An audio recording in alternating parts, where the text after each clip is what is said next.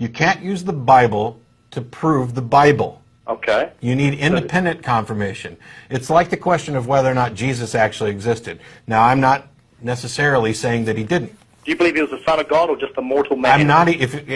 I'm not even convinced that he actually existed, but I definitely don't believe he was the Son of God. Have you been to the Holy Land? Have you been to the Holy Land? No. I suggest you go there. Why? Because everything that's said in the Bible stated there. The tomb, the Garden of Gethsemane, the Sea of Galilee, River Jordan, everything. Okay. So check it out. Did you see the Spider-Man movie? Yeah. It took place in New York. You can actually go to New York, and those places are there. Does that mean Spider-Man was real?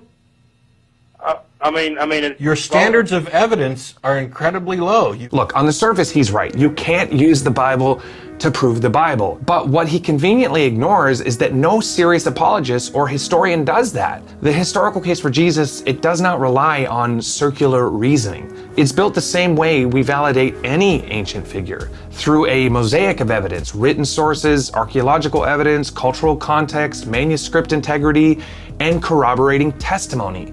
We have multiple non-Christian sources from the 1st and 2nd century, like Tacitus, Josephus, and Pliny the Younger, who reference Jesus or early Christians. These aren't theological texts, they're Roman and Jewish historians acknowledging that Jesus existed, was crucified under Pontius Pilate, and sparked a movement that spread throughout the world despite brutal opposition.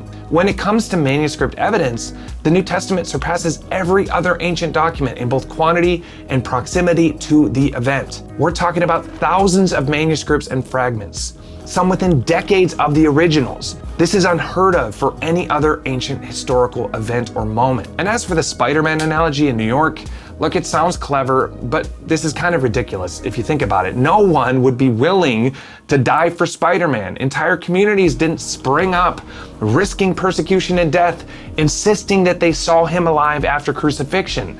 So yeah, just because a physical place exists where a myth is claimed to have happened, that doesn't prove it, but taken on the whole, this analogy just doesn't make any sense.